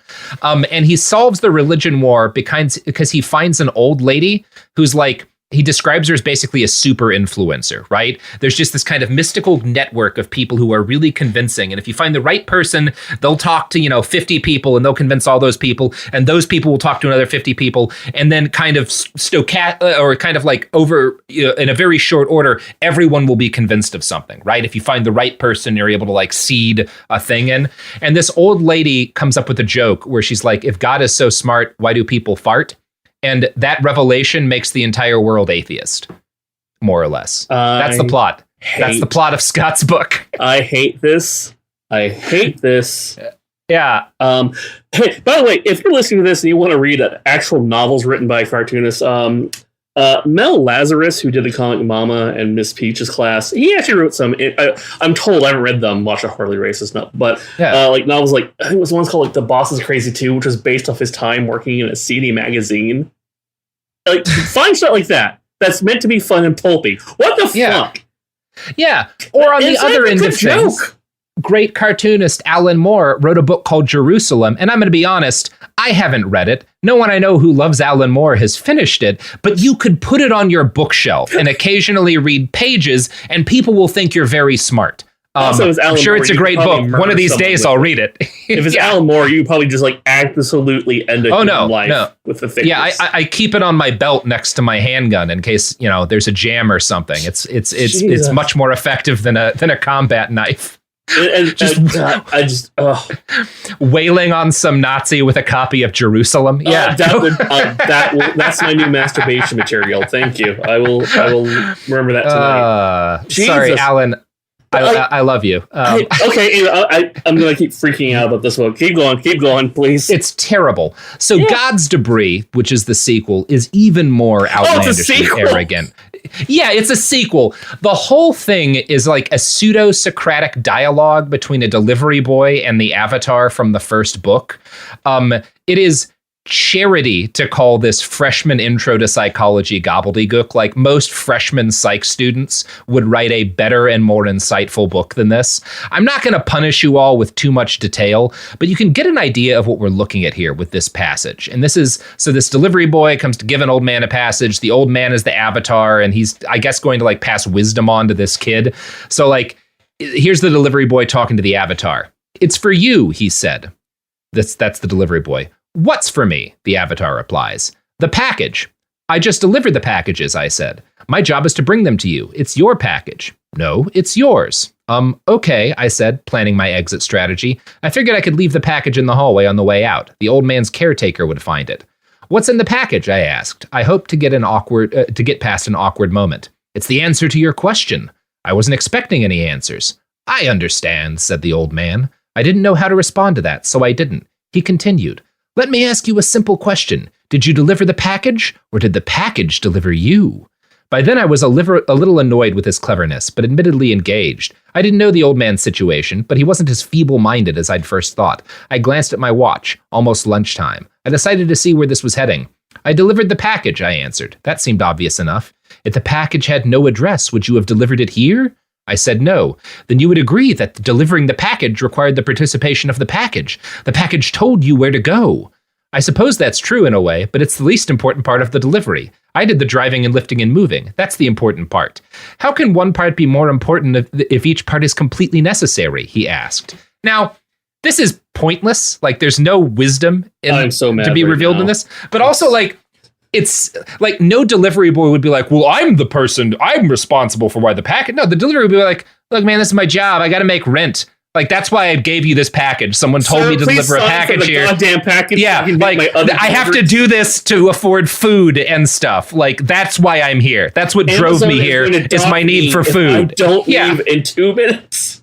Like, no, the package didn't make me come here, and like we're not equally integral. The integral part of this is I need a job, and this is the job that I have. Will you please sign for the fucking package, asshole? Oh. Like, God, it's frustrating. In general, I think Scott Adams is maybe the single person who handled the social media era the worst. There were signs that this was going to be the case with him from early on. Having to filter his ideas through editors at comic syndicates and publishers kept the most problematic stuff out of his work. When he was allowed to just vomit his thoughts to people, things got really dark really fast. And an early sign that this was going to be the case came in 2006 when he made a blog post about how he didn't vote because he was too ignorant, right? Now, I don't disagree with Scott there. I don't want him voting either. But he immediately segues off of this into very wild territory, starting with the fact that, like, he's like, I think that the news doesn't provide us with enough context to make a decision. So, for example, I just learned recently that Iran has 25,000 Jewish citizens. And everybody's talking about how anti-Semitic the president of Iran is, but there's all these Jewish people living in Iran. So does that mean that the president is anti-Semitic in the I'm going to kill people way, or is he just kind of a bigot? The media hasn't provided me with the context that I need here. And for one thing, like, you could look up life for Jewish people in Iran. Like, there's Jewish people who have like left Iran or who still live there probably, who you can find like their feelings on the matter. You could look this up. Like, there's newspapers that have written articles about this, Scott. The fact that every newspaper that talked about, this is during like when everyone was flipping out over Mahmoud Ahmadinejad, the former president of Iran, because he made some statements about Israel. The fact that like every news article on Ahmadinejad didn't like go into detail about life for Jewish Iranians doesn't mean that like that context is not provided elsewhere by the media. You chose not to look into it. And for some reason, from that very strange statement, we veer into Holocaust denial. So here's Scott again. Damn it. I'd also like to know how the Holocaust death toll of 6 million was determined. Is it the sort of number that's so well documented with actual names and perhaps a Nazi paper trail that no historian could doubt its accuracy, give or take 10,000? Or is it like every other LRN, large round number, that someone pulled out of his ass and it became true by repetition? Does the figure include resistance fighters and civilians who died in the normal course of war, or just the Jews rounded up and killed systematically? No reasonable person doubts that the Holocaust happened, but wouldn't you like to know how the exact number was calculated just for context? Without that context, I don't know if I should lump the people who think the Holocaust might have been exaggerated for political purposes in with the Holocaust deniers. If they are equally nuts, then I'd like to know that. I want context. You know what, Scott? You can get context because there's libraries full of books people have written calculating the death toll of the Holocaust. All of these questions have been answered numerous times by both journalists and historians. You chose not to seek that out. It's not a problem that every article that mentions the Holocaust and its death toll doesn't go into detail about how that death toll was calculated, because that's not good article writing. You don't like, it would be like every time I talk about fucking climate change, I discuss like how fucking internal combustion engines work. Like, it's simply not necessary context every single time, but it's super easy to learn about how the Holocaust death toll was calculated. And if you were to just have typed into Google in this period of time, how was the Holocaust death toll calculated? You would find answers to this question. And if people at home are curious, the Holocaust Encyclopedia, operated by the U.S. Holocaust Memorial Museum, has a page titled Documenting Numbers of Victims in the Holocaust and Nazi Persecution, which you and Scott Adams can peruse at your leisure if you want. This is not hard stuff. It's easy to find. You do not have to be a historian to learn the basic answers to the questions that Scott is asking here. It's so blatant. The whole thing is like, no one's covered this means I didn't have the curiosity to go find out. Yeah. No, man, you didn't look. Like, why isn't the media telling me about this? Well, they did. You didn't read those articles. There's a lot of articles, Scott. And you didn't want to know about it. Like, I can hand my toddler evidence that if she cleans her room up, she will not trip over her toys. She's not going to read that. She doesn't give a shit. She's going to keep her toys out. It's like if I bought a car that didn't have a manual in it, and then I drove it and never changed the oil until like the engine broke, and then I was like, they didn't give me the contact. Well, like, yeah, man, you can look up, how do I maintain a car? What does this light on my dashboard mean? What do these noises from my car mean? It's not hard to get that answer. Like, it is not the fault of the fucking car manufacturer that you chose to act like a helpless babe. This is all a really perfect example of the kind of dumb that Scott gives us. He thinks that, like, saying this, that being like, well, I just want context. What about this? What about that? Don't forget the whole, like, I'm not saying it didn't happen. Yeah. ... Yeah. Like, he thinks that this makes him look not just deep and wise, but like kind of the cynical prankster wise man, like the Avatar in his books. Like, you just accepted that number without thinking. Maybe now you'll think more about the things you accept without thinking. No, you should actually like try to learn the answers to the questions that you're asking because they're very readily available, Scott Adams. It's like, I don't know, very frustrating. It's like, I think his attitude is that, like, when we talk about, for example, Holocaust deniers shooting up synagogues and murdering Jewish people, every article about that should include a digression about, like, the estimated kill rate during Acton Reinhard and how it compares to the rate of killing in Rwanda. Like, that's literally what I think he's saying, which is nuts and stupid, and he should feel bad. And also, somebody should throw pee at him.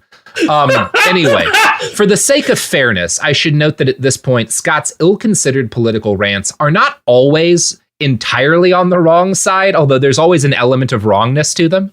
In May of 2008, he wrote a blog post making fun of people who complained about illegal immigrants, and that's a noble cause. Mm-hmm. There are some cringeworthy lines in the post, like, Mexicans have great looking skin that resists sunburn. I have skin that looks like tapioca spilled on canvas. It sounds like this is skin Mexican people. What the fuck? Yeah, Scott, you don't need to get into that. Scott continued posting, though, and he eventually started to draw criticism when other people realized that the unfiltered Dilbert guy was a dick.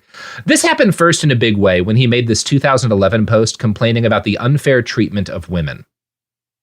The reality is that women are treated differently by society for exactly the same reason that children and the mentally handicapped are treated differently. What? It's just easier this way for everyone. You don't argue with a 4-year-old about why you shouldn't eat candy for dinner. You don't punch a mentally handicapped guy even if he punches you first. And you don't argue when a woman tells you she's only making 80 cents to your dollar. It's the path of least resistance. You save your energy for more important battles. So Scott posts this stupid thing because he's a dumb asshole, and he gets made fun of on a blog called Feminist. And so he can't handle people not agreeing with him or not thinking he's smart. So he leaps into the comment section to defend himself and argue against everybody. And immediately, because he's not good at arguing, he just kind of gives that up and starts insulting people for their poor reading comprehension. He also suggests that they all secretly agree with him and know he's right and are just arguing with him for the sake of their own egos. Then he makes a blog post a few days later reiterating all the points that had made everyone mad, but insisting that everyone, like, had just gotten him wrong and that, like, Dilbert readers are smart enough, but other people didn't get it. I'm actually going to read a quote from EW.com here, like summarizing the fallout. Adams insisted that his post was some sort of forensic exercise that his loyal readers, he presents them as sort of uber-rational Dilbert nation, understand. But he did eventually offer an apology, To the best of my knowledge, no one who understood the original post or its context was offended by it. But to the women who were offended by their own or someone else's interpretation of what I wrote, I apologize. Thank you for making my week so interesting. You chose to be offended by your own interpretation of what.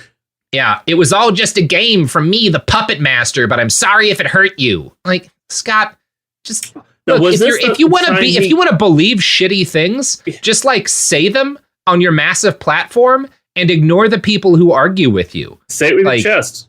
Yeah, don't be a little baby about this. Like, he's such a wimp. Is this the time he made sock puppet accounts to defend himself, or is that? Oh boy, that's where we're heading to.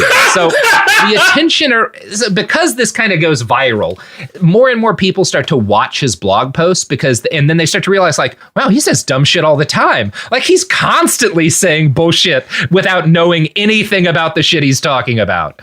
So in the mid-aughts, it kind of becomes sport in a couple places online to make fun of bad Scott Adams posts, and Scott can't handle it. So he starts to make fake accounts on Metafilter and Reddit under the pseudonym Planned Chaos, where he's doing this puppet master thing, and he pretends to be someone else defending himself, because apparently his rational superfans aren't like good enough to actually do the job for him. Here's an example of a Planned Chaos post. If an idiot and a genius disagree, the idiot generally thinks the genius is wrong. He also has lots of idiot reasons to back his idiot belief. That's how the idiot mind is wired. It's fair to say you disagree with Adams, but you can't rule out the hypothesis that you're too dumb to understand what he's saying. And he's a certified genius. Just saying.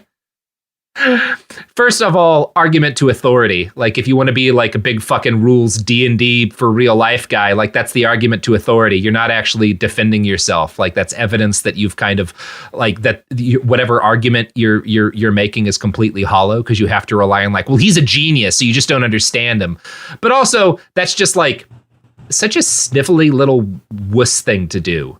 Like, say it under your own name, you fucking coward. Yeah, that's what bothered. Like, well, that's not the biggest thing that bothers me about Scott Adams, but it's like, I have never understood making a sock puppet account to defend yourself. Like, it's sad. It's weak. Anyway, whatever. Once Trump began his campaign for president, Scott's behavior accelerated. He predicted a Trump primary win. Fair enough. Gets that one right. And then he takes back his endorsement of Trump, though, after the Access Hollywood tape, and he endorses Gary Johnson, which he'll later come to regret and try to explain away. But it is very funny. Once Trump wins, he publishes a book called Win Bigly, in which he argues that he and Trump are both master persuaders, and Trump was ushering humanity into a bold new world with his master persuader techniques. He becomes increasingly partisan during the Trump years, but also increasingly silly and deeply irresponsible, would be fair to say. In 2019, you guys remember the Gilroy Garlic Festival mass shooting that was carried out by that kind of fascist guy? Yeah. Real fucked up. Scott uses the tragedy as an excuse to publish a video app he's made called WinHub, which he's created as like a news gathering tool. And he's like, while like the shooting is going on, he's telling people to use this to like report on what's happening if they're like, it's pretty fucked up. Like, there's a lot of debate in our culture about like what it is and isn't appropriate to do in the wake of a mass shooting. But I think we can all agree trying to plug your app is not appropriate. Yeah, that's a bit offsides. Yeah, that's just bad. That's just real fucked up, Scott. A write-up in MSN notes, Adams didn't make major waves with a February 2021 comic that poked fun at those who received a coronavirus vaccine, but he did ruffle feathers when he espoused debunked claims that people who weren't vaccinated fared better than those who were, in a video shared by the Just Think podcast. In the 2020s, his political statements also started to focus more on race. At the beginning of 2022, he tweeted that he was going to self-identify as a black woman until Biden picks his Supreme Court nominee, which the president had vowed would be a black woman. And then in June of 2020, Adams tweeted that when the Dilbert TV show ended in 2000 after just 2 seasons, it was the third job I lost for being white. So, Scott's madness crescendos after the 2022 Highland Park mass shooting.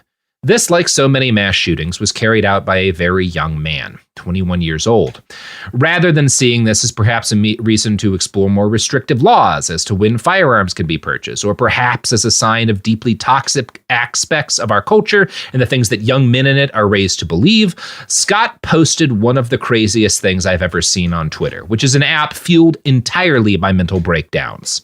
Here's Scott, again in the wake of a mass shooting. The Highland shooting and every fentanyl overdose death among the young are teaching us the same lesson, and we refuse to learn it. It's difficult, but I'm qualified to give you this lesson, unfortunately. God damn it. This won't be easy to read.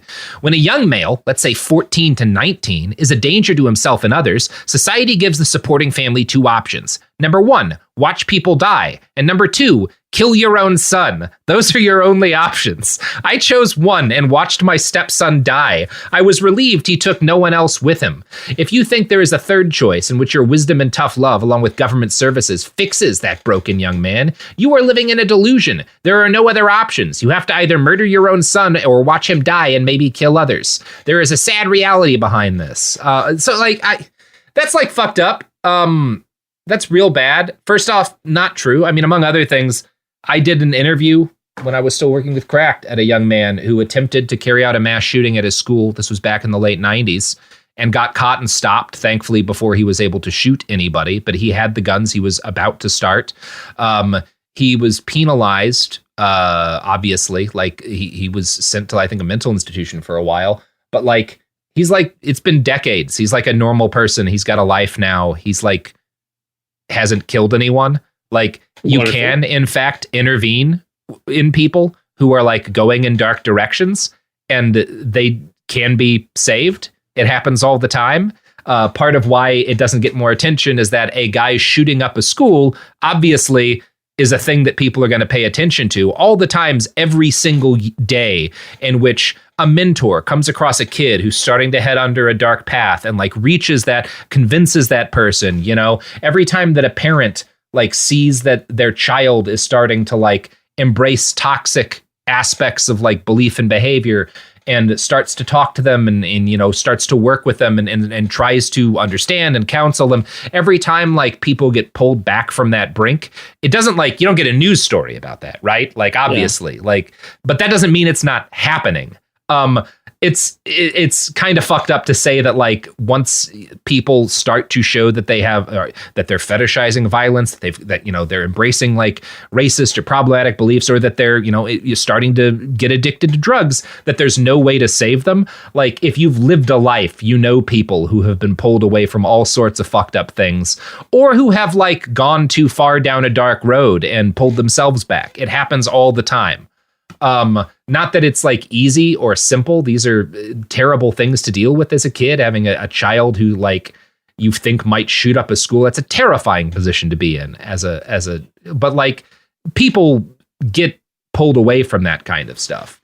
Now, there is a sad... What happened to his stepson? That is a... Well, that's what we're about to talk about. Oh, no. So, it's a pretty sad story. Scott's stepson was involved in a serious bicycle accident at age 14.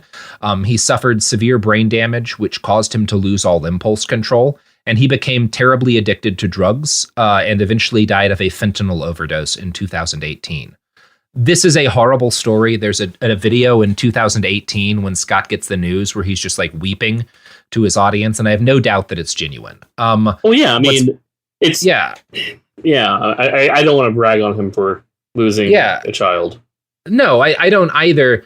But like, number one, I think that 2018 video doesn't look to me like a man who like gave up on a child. It looks to me like a man who's sad because what he was doing didn't work. And I think it's very depressing that like the lesson he took out of this is that like you can't save people when they start to have problems. Obviously, everyone can't be saved. Clearly, Scott's stepson, whatever was going on, like, was not something he was able to pull out of, and that's a tragedy. I know multiple people who had serious addictions to like things that were going to kill them and stopped, you know? I have friends who like, I have a fucking friend who survived shooting himself. Like, people come through terrible things and build lives afterwards. And the attitude that like when a young man is troubled, all you can do is let them die or murder them is...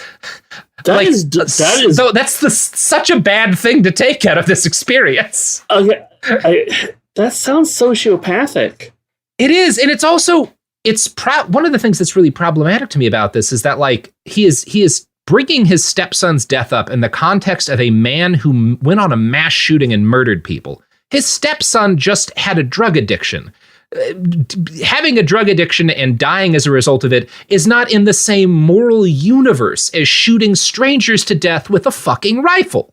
No. Like, comparing those two things is insane. Well, I think it's the whole mentality of, addiction is a moral failing, not a disease. Yeah, it's like, number one, especially in this case, like, this is a kid who's got like brain damage and he has no impulse control, which is sad and hard to deal with, but like, it's not the same as deciding to murder people. You shouldn't be talking about these things together. They're not even in the same realm. No. Like, it's one of those things, Scott. So obviously the culmination of this, where we are now, is that earlier this year, Scott made a number of super racist comments about black people and about how like white people just need to stop talking to and stop being, associated with black people, stop living with black people. We just have to separate. Like, it's pretty fucked up shit. And like everyone gets this is like the straw that finally breaks the camel's back. He says something that like the normies take, note of, and it leads to the collapse of his cartooning career. In like the space of a week, he gets dropped by shitloads of newspapers. His syndicate, his publisher drop him. Everybody drops him. And Scott, again, tries to do kind of I was really trying to make this very intelligent point, and all the really smart people got what I was trying to say in context, but the dumb people got angry. My argument, Scott, is that a writer who repeatedly fails to get his point across to his audience is bad at writing. Mm-hmm. Anyway, yep. It's one thing I remember from all of that, because I did have people contact me and like ask if I wanted to do quotes. I was like, not really. Like, contact a cartoonist of color. That's who you should be talking to, not me. But like, one thing I will always remember about it was feeling like I saw people like applauding the syndicate, Andrew's Universal, Andrew McNeil Universal, and I'm like, yeah, they did it, but like it took this. Yeah, this was like there weren't even dog whistles before this. Like there were countless points where they could have stood up and said, "No, that's too far, dude." Yeah, but like it literally got to a point where newspapers had to say, "Oh, you're going to lose this spot." And it finally hurt. And now they're like, oh, well, we're not going to stand by it. No, you're not going to stand by the fact that you're losing money. If you had the morality, and again, I should point out, I'm saying this is myself, not on behalf of King Features or Hearst Media, my syndicate. Just my perspective, if you really had any morality, he would have been dropped a long time ago. Yeah. Like this, like the bigotry has been there in display for a while. And now you're like, oh, now you have the morality because you're losing newspapers. Nah. Now, I will say I am putting the comic online now? Yeah, he's got his comic online. You can still read Dilbert if you want to for some reason. It is now entirely focused on like weird cancel culture grievance shit. But yeah, if you want that in your life, it's still available somewhere. And it's one of those things, you are not speaking on behalf of anyone else. I am speaking on behalf of my corporation. I am speaking on behalf of both Cool Zone Media and iHeartRadio when I assure everyone Scott Adams lives inside of a mansion shaped like Dilbert's head, with a swimming pool out back also shaped like Dilbert's head, where he spends all of his recreational time. Right now, Scott is sitting in a swimming pool shaped like Dilbert's head, angry that people on the internet are making fun of him. And if you want to let Scott know that, let him know that he lives in a house shaped like the head of Dilbert. I think he'd appreciate that. Maybe it'll save him. I also remember, didn't he finally introduced a black character in his comic in the last year or so?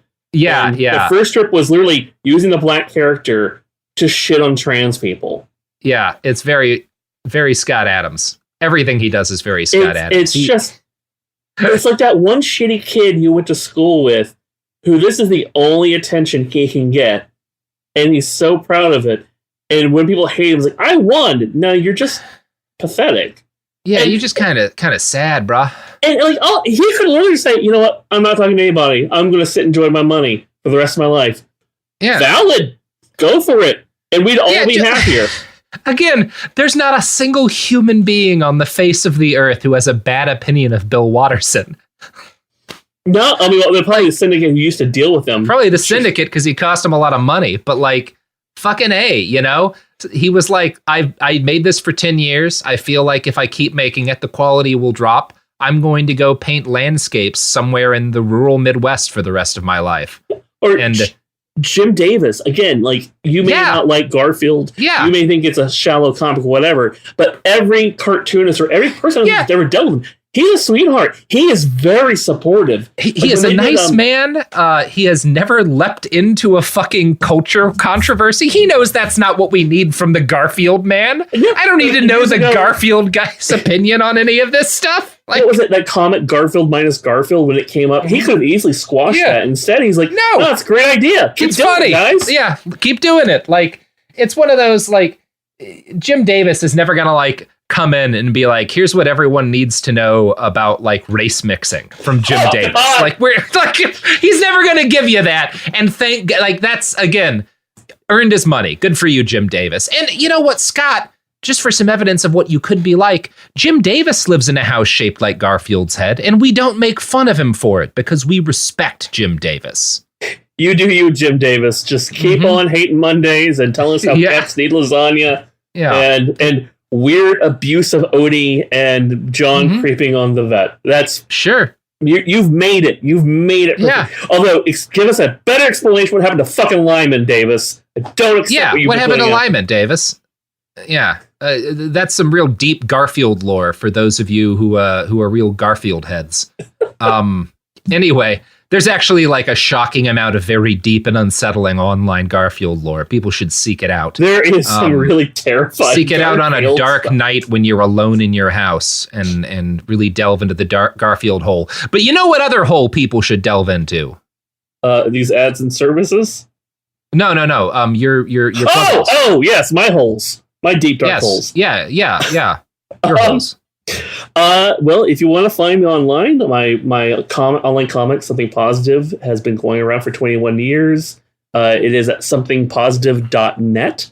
Or if you want to read a new Popeye strip every Sunday that makes apparently certain uncles on Facebook mad, go to comicskingdom.com/Popeye every Sunday.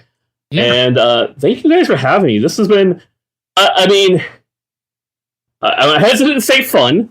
It could have been worse. Yeah. It could have been a John K episode. It could have been John. Yeah, we'll get to Califranakis, or however it's pronounced, one of these days. John, awful human being who, I don't know, Spunko, Ren and Stimpy. A lot of great animator bastards out there. But again, I work in a field where look, we're left alone in dark rooms for hours on end. Yeah. It's going to go one of two ways. Yeah. A lot of people don't know this, but Gahan Wilson helped build the Hiroshima bomb. Look it up, people. Look it up. It's out there. Find the evidence. I almost made a joke about one of my predecessors on Popeye, but I'm pretty sure I would get a severe talking to. So they were all faultless, lovely men. Mm-hmm. All of them. Just like everyone who's ever worked for Clear Channel Communications. Anyway, that's the podcast, everybody. Have a great night. What about where they can find you? The internet. Oh, yeah, I have a book called After the Revolution. You can find it anywhere you find books. Like, type it wherever you get your books. Type it in. Go to a bookstore, with some sort of crude weapon, ideally a copy of Jerusalem by Alan Moore, and threaten the teller until they buy a copy of my book, After the Revolution. That's how you do it. And if you, the listeners who do not enjoy ads about Reagan's gold coins, would like to listen to this very podcast and all other Cool Zone Media podcasts ad-free, either coming soon or already out, depending on when you're listening to this, we have Cooler Zone Media, our ad-free subscription channel, exclusively on Apple Podcasts. Is that right, Robert? Did I do it? That is correct. Yeah, sorry everybody. It's just for people with iPhones, but that is most of our listeners. One day I will matter. We apologize to everyone else. We'll figure it out. I'm an Android user too, we're all in this together. But sadly, it's harder than you'd think to work stuff like this out. Anyway, we've requested Cool Zone Media, Apple Podcasts. Yeah.